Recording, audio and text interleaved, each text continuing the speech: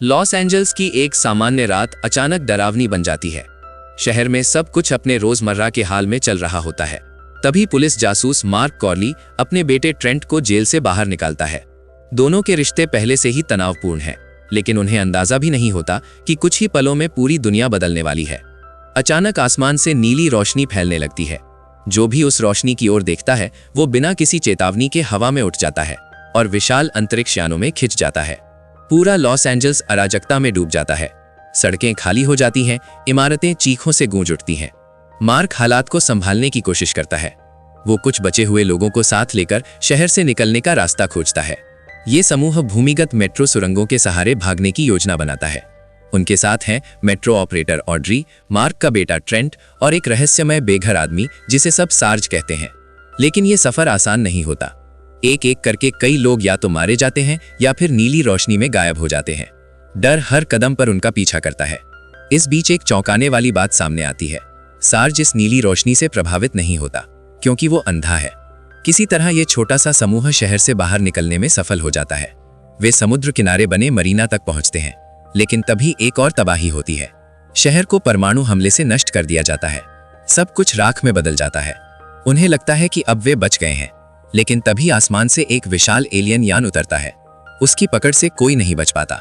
Mark, Trent, Audrey और sarge चारों को एलियंस के मुख्य अंतरिक्ष जहाज में कैद कर लिया जाता है। एलियंस के विशाल अंतरिक्ष जहाज के भीतर हर तरफ डर और अनजान खतरा फैला हुआ था। मार्क कॉर्ली अपने बेटे ट्रेंट को खोजने के लिए बिना रुके आगे बढ़ता जाता है। वो एक के बाद एक कई अजीब और भयानक कमरों में घुसता है, जहां इंसानों पर अमानवीय प्रयोग किए जा रहे होते हैं। इसी दौरान उसकी मुलाकात एक और जीवित इंसान एलन से होती है। एलन अकेली नहीं होती, उसके साथ उसका पति जारॉड भी होता है, लेकिन वो अब पहले जैसा इंसान नहीं रहा। एलियंस ने उसे एक जैव यांत्रिक सैनिक में बदल दिया होता है, आधा इंसान आधा मशीन। मार्क को यह देखकर हैरानी होती है कि जारॉड पूरी तरह एलियंस के काबू में नहीं है। एलन बताती है कि रूप बदल जाने के बावजूद जारॉड का दिमाग अब भी उसके नियंत्रण में है। वो अपने भीतर इंसानियत को जिंदा रखे हुए है और एलियंस के खिलाफ चुपचाप लड़ रहा है। इसी बीच एक और चौंकाने वाली सच्चाई सामने आती है। एलन 3 महीने की गर्भवती होती है, लेकिन अंतरिक्ष जहाज के भीतर किसी अज्ञात शक्ति के कारण उसकी गर्भावस्था असामान्य रूप से तेजी से आगे बढ़ चुकी होती है। कुछ ही समय में एलन एक बच्ची को जन्म देती है।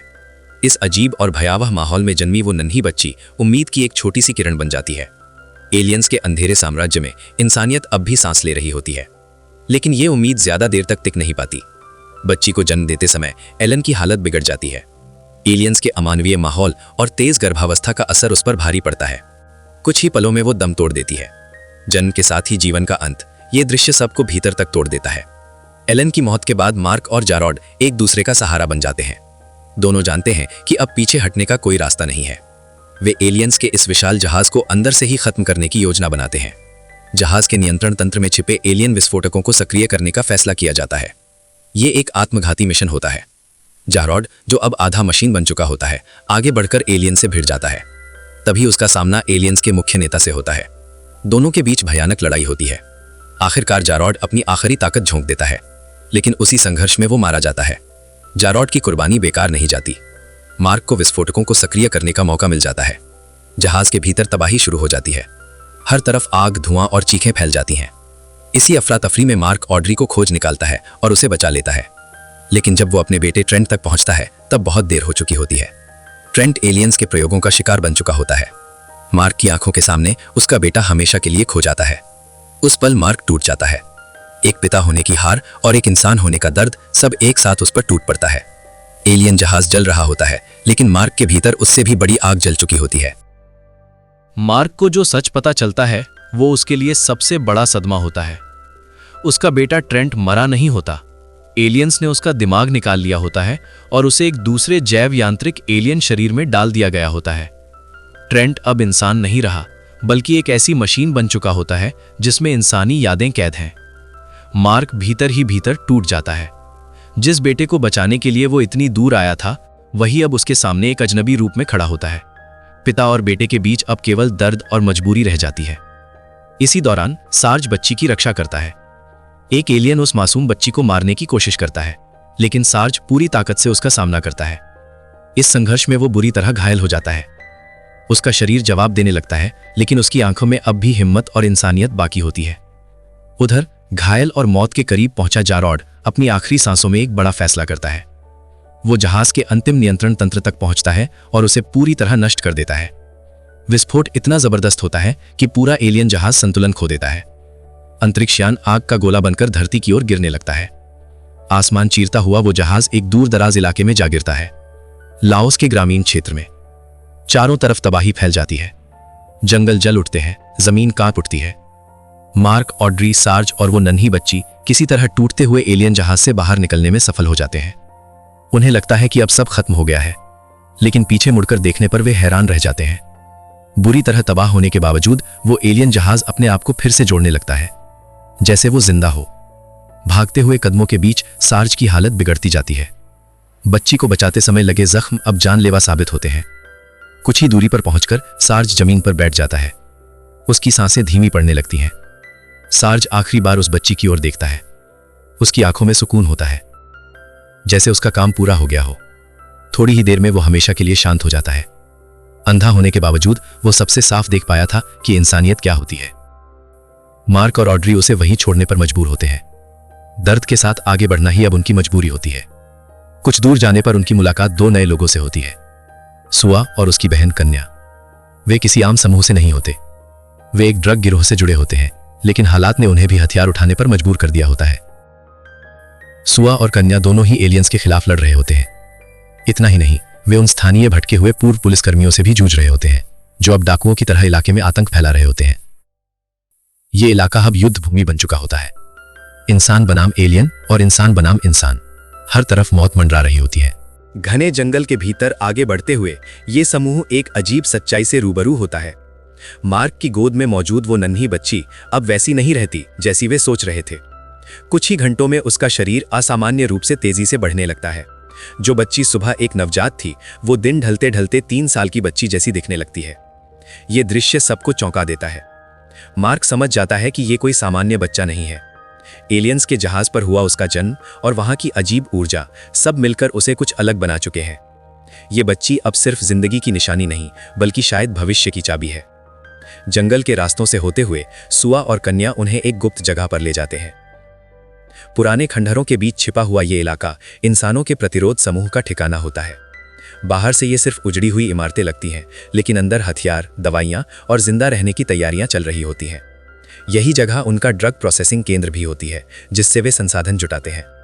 ये ठिकाना उम्मीद की एक झलक देता है। कम से कम कुछ इंसान अब भी लड़ रहे होते हैं, छिपकर सही, लेकिन हार माने बिना। इसी दौरान खतरा फिर सामने आ जाता है। भटकते हुए पूर्व पुलिसकर्मियों का सरगना हुआना उनके रास्ते में आ खड़ा होता है। उसके इरादे साफ नहीं होते, लेकिन उसकी मौजूदगी ही खतरे की घंटी होती है। इससे पहले कि हालात बिगड़े, सुआ तेजी से कदम उठाता है। वो हुआना को निशस्त्र कर देता है और उसे काबू में ले लेता है। पहली बार वो आदमी जो इलाके में डर फैलाता था, खुद बेबस नजर आता है। मार्क ये सब देखकर समझ जाता है, ये दुनिया अब काले और सफेद में नहीं बटी। यहां हर इंसान, हर फैसला और हर गठजोड़ जिंदा रहने की जंग का हिस्सा है। उस गुप्त ठिकाने में एक व्यक्ति और होता है, हार्पर। वो एक मेडिकल अधिकारी है और कभी ड्रग केमिस्ट भी रह चुका होता है। हालात ने उसे डॉक्टर बना दिया होता है। हार्पर उस तेजी से बढ़ रही बच्ची की जांच करता है और जो वो देखता है वो हैरान कर देने वाला होता है। हार्पर को पता चलता है कि बच्ची का डीएनए सामान्य इंसानों जैसा नहीं है। उसके भीतर कुछ ऐसा बदल रहा है जो लगातार विकसित हो रहा है। एलियन जहाज में जन्म लेने की वजह से उसका खून असाधारण बन चुका होता है। हार्पर को यकीन हो जाता है कि यही खून एलियंस को हराने की कुंजी हो सकता है। हार्पर एक साहसी योजना बनाता है। बच्ची के खून और जहाज से मिले एलियन तकनीक की मदद से वो एक विशेष सीरम तैयार करता है। उसका मानना होता है कि ये सीरम जैव यांत्रिक सैनिकों को एलियंस के नियंत्रण से मुक्त कर सकता है और उनमें फिर से इंसानी सोच और यादें लौटा सकता है। लेकिन इस योजना से सभी सहमत नहीं होते। सुआ साफ कह देता है कि ऐसे किसी भी सैनिक को जिंदा नहीं छोड़ना चाहिए। उसके लिए वे सब दुश्मन हैं, चाहे उनमें कभी इंसान रहा हो या नहीं। उसका मानना होता है कि दया दिखाने का मतलब मौत को न्योता देना है। यहीं पर मार्क आगे आता है। वो सुआ के सामने खड़ा होकर पहली बार एक पिता की तरह बोलता है, एक सैनिक की तरह नहीं। वो बताता है कि उन जैव यांत्रिक सैनिकों में उसका बेटा ट्रेंट भी है। अगर एक भी इंसान को वापस लाया जा सकता है तो ये जोखिम उठाना जरूरी है। मार्क की आवाज में गुस्सा नहीं, टूटन होती है। वो सुआ से सिर्फ एक मौका मांगता है, अपने बेटे को बचाने का। कुछ देर की खामोशी के बाद सुआ मान जाता है। वो साफ कर देता है कि ये आखिरी मौका होगा। अगर योजना असफल हुई तो कोई दया नहीं दिखाई जाएगी। मार्क उस पल समझ जाता है, ये सिर्फ उसके बेटे को बचाने की लड़ाई नहीं है, ये साबित करने की लड़ाई है कि इंसान मशीन बन जाने के बाद भी पूरी तरह खोया नहीं होता। और अब सबकी नजरें उस छोटी बच्ची पर टिक जाती है, जिसके खून में शायद पूरी मानवता की आखिरी उम्मीद बह रही होती है। जंगल के आसपास निगरानी करते समय कन्या अकेली आगे बढ़ जाती है। हवा में अजीब कंपन होता है, जैसे जमीन खुद किसी खतरे की आहट दे रही हो। तभी उसके सामने एक भयानक दृश्य आता है। 4 पैरों वाला एक विशाल एलियन टैंकर। उसका शरीर लोहे जैसा कठोर होता है और हर कदम के साथ जमीन थरथरा उठती है। कन्या समझ जाती है कि अगर ये प्राणी ठिकाने तक पहुंच गया तो सब मारे जाएंगे। वो बिना वक्त गवाए एक साहसिक फैसला लेती है। वो जानबूझकर उस एलियन का ध्यान अपनी ओर खींचती है और उसे जंगल के भीतर एक पुराने रास्ते की ओर ले जाती है। ये रास्ता साधारण नहीं होता। ये वही इलाका होता है जहां वियतनाम युद्ध के समय बारूदी सुरंगें बिछाई गई थीं। कन्या जानती है कि वापसी का कोई रास्ता नहीं है, फिर भी वो रुकती नहीं। एलियन उसके पीछे पीछे बढ़ता है। जैसे ही वो बारूदी क्षेत्र में प्रवेश करता है, जोरदार विस्फोट होता है। आग और धुएं के बीच वो टैंकर एलियन पूरी तरह नष्ट हो जाता है। लेकिन उस जीत की कीमत बहुत भारी होती है। कन्या भी उसी विस्फोट में अपनी जान गंवा देती है। उसका बलिदान उस पल किसी को पता नहीं चलता, लेकिन उसने सबको बचाने के लिए खुद को कुर्बान कर दिया होता है। अनजाने में एक और खतरा जन्म ले लेता है। विस्फोट की तेज ऊर्जा और संकेत एलियन जहाजों तक पहुंच जाते हैं।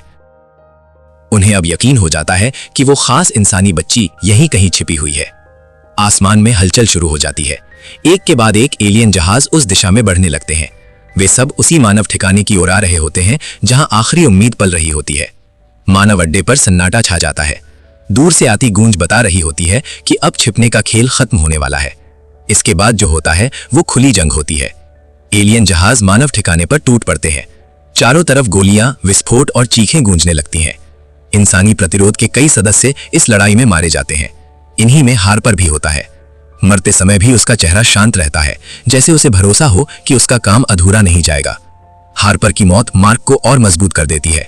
वो जमीन पर गिरे एक एलियन जहाज के भीतर घुस जाता है। उसके हाथ में हार्पर द्वारा बनाया गया सीरम होता है। मार्क उस जहाज की प्रणाली से छेड़छाड़ करता है और एलियंस की नीली, दिमाग पर कब्जा करने वाली रोशनी को बदलने की कोशिश करता है। और फिर एक चमत्कार होता है। नीली रोशनी लाल रोशनी में बदल जाती है। ये लाल रोशनी जैव यांत्रिक सैनिकों को एलियंस के नियंत्रण से मुक्त करने लगती है। उनके भीतर दबा हुआ इंसान फिर से जागने लगता है। लेकिन मार्क इस रोशनी को पूरी तरह फैलाने ही वाला होता है कि तभी एलियंस का मुख्य नेता अपने योद्धाओं के साथ हमला कर देता है। वे सीधे उस तोप पर धावा बोलते हैं जिसमें वो रोशनी भरी होती है। कुछ ही पलों में एलियन नेता उस तोप को उखाड़ फेंकता है। स्थिति फिर से बेकाबू हो जाती है। इसी अफरा तफरी में सुआ एक कठिन फैसला लेता है। वो कैद में बंद हुआना को आजाद कर देता है, लेकिन एक शर्त पर, उसे इंसानों के साथ मिलकर लड़ना होगा। हुआना मान जाता है। अब उसके पास खोने को कुछ नहीं होता। इसके बाद शुरू होती है आखिरी लड़ाई। मार्क, ऑड्री, सुआ और हुआना चारों मिलकर एलियंस के सामने डट जाते हैं। चारों जानते हैं कि शायद ये उनका आखिरी पल हो। एलियंस के झुंड एक के बाद एक उन पर टूट पड़ते हैं। चारों पूरी ताकत से मुकाबला करते हैं। गोलियां चलती हैं, हाथों से हाथ भिड़ते हैं और हर पल मौत बेहद करीब होती है। इस संघर्ष में हुआना को भारी कीमत चुकानी पड़ती है। एलियंस के हमले में उसके दोनों हाथ कट जाते हैं और एक पैर भी बेकार हो जाता है। फिर भी वो हार नहीं मानता। जमीन पर गिरकर भी वो लड़ता रहता है।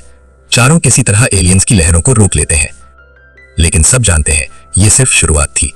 धुएं, खून और टूटे हुए शरीरों के बीच मार्क एक बार फिर उस लाल रोशनी की ओर देखता है। कहीं ना कहीं उसी रोशनी में उसका बेटा भी कैद है। उधर एक विशाल एलियन टैंकर के भीतर ट्रेंट लड़ रहा होता है। उसका शरीर अब भी जैव यांत्रिक है, लेकिन अपने पिता मार्क को सामने देखकर उसके भीतर कुछ बदल जाता है। यादें लौटने लगती हैं, भावनाएं जाग उठती हैं। एलियंस का नियंत्रण धीरे धीरे टूटने लगता है। अब ट्रेंट सिर्फ एक मशीन नहीं रहता, वो फिर से इंसान बन जाता है। जैसे ही उसे अपनी पहचान का एहसास होता है, वो एलियंस के खिलाफ पलटकर हमला कर देता है। उसी टैंकर के भीतर उसका सामना एलियंस के मुख्य नेता से होता है। दोनों के बीच भयानक टक्कर शुरू हो जाती है। हर वार के साथ टैंकर हिलने लगता है। इसी बीच वो तेजी से बढ़ चुकी बच्ची आगे आती है। नन्ही उम्र के बावजूद वो एलियन तकनीक को समझने लगती है। टूटे हुए तोप को वो चुपचाप ठीक कर देती है, मानो उसे पहले से पता हो कि क्या करना है। अब मौका ट्रेंट के हाथ में होता है। वो उस तोप को सक्रिय करता है। एक जोरदार हमला होता है और एलियंस का नेता वहीं मारा जाता है। अगले ही पल लाल रोशनी पूरे इलाके में फैल जाती है। ये रोशनी एलियंस के नियंत्रण को पूरी तरह तोड़ देती है। हर जैव यांत्रिक सैनिक आजाद हो जाता है। उनके भीतर कैद इंसानी पहचान वापस लौट आती है। धरती बच जाती है, लड़ाई खत्म हो जाती है, आसमान शांत हो जाता है। पहली बार इंसान बिना डर के सांस ले पाते हैं। इस सब के बाद उस बच्ची को गोद में लेकर ऑड्री एक फैसला लेती है। वो बच्ची का नाम रोज रखती है, मार्क की उस पत्नी की याद में जिसे वो इस युद्ध में खो चुका होता है। मार्क उस नाम को सुनकर चुप हो जाता है। उसकी आंखों में दर्द भी होता है और सुकून भी। उसने बहुत कुछ खोया था, लेकिन आज इंसानियत जीत गई थी। 10 साल बीत जाते हैं। धरती अब वैसी नहीं रही जैसी उस युद्ध से पहले थी। इंसान और आज़ाद हुए जैव यांत्रिक सैनिक मिलकर एक नई दुनिया बना चुके होते हैं, और इस नई दुनिया की अगुवाई कोई और नहीं बल्कि वही बच्ची करती है, रोज। अब रोज एक पूर्ण विकसित युवती होती है। उसकी आंखों में इंसानियत की गर्मी भी है और एलियन तकनीक की समझ भी। वो अब सिर्फ उम्मीद की निशानी नहीं बल्कि एक नेता बन चुकी होती है। एक विशाल एलियन अंतरिक्ष जहाज पर उसका पूरा नियंत्रण होता है। उसके ठीक पीछे खड़ा होता है ट्रेंट। अब भी उसका शरीर एलियन जैव यांत्रिक है, लेकिन उसका दिल पूरी तरह इंसानी है। वो रोज का दत्तक भाई और उसका सबसे भरोसेमंद साथी होता है, दूसरा कमांडर। रोज की अगुवाई में एक नई सेना तैयार हो चुकी होती है। इस सेना में इंसान भी होते हैं और वे जैव यांत्रिक सैनिक भी, जिन्हें कभी एलियंस ने गुलाम बना लिया था। अब वही सैनिक आज़ादी के लिए लड़ने को तैयार होते हैं। लड़ाई अब धरती तक सीमित नहीं रहती। रोज अपना बेड़ा चांद के आसपास मंडरा रहे एलियन जहाज़ों की ओर ले जाती है। यही एलियंस का आखिरी गढ़ होता है। उनका विशाल मात्र जहाज भी वहीं छिपा होता है। अंतरिक्ष में निर्णायक युद्ध शुरू होता है। लेजर चमकते हैं, जहाज टकराते हैं और चांद की खामोशी युद्ध के शोर से टूट जाती है। रोज सामने खड़ी होकर नेतृत्व करती है, जबकि ट्रेंट हर हमले का जवाब देता है। ये सिर्फ बदले की लड़ाई नहीं होती, ये उस डर को खत्म करने की जंग होती है जिसने एक समय पूरी मानवता को झुका दिया था। मात्र जहाज के सामने खड़ी होकर रोज एक बात जानती होती है, अगर ये लड़ाई जीती गई तो एलियंस का राज हमेशा के लिए खत्म हो जाएगा, और अगर हारी गई तो शायद इंसानों को दूसरी बार मौका नहीं मिलेगा। चांद की परछाई में इंसान और मशीन कंधे से कंधा मिलाकर आखिरी बार आगे बढ़ते हैं। ये अंत नहीं था, ये उस कहानी की पूर्णता थी जो एक नवजात बच्ची के रोने से शुरू हुई थी और अब पूरे ब्रह्मांड की किस्मत तय करने जा रही थी।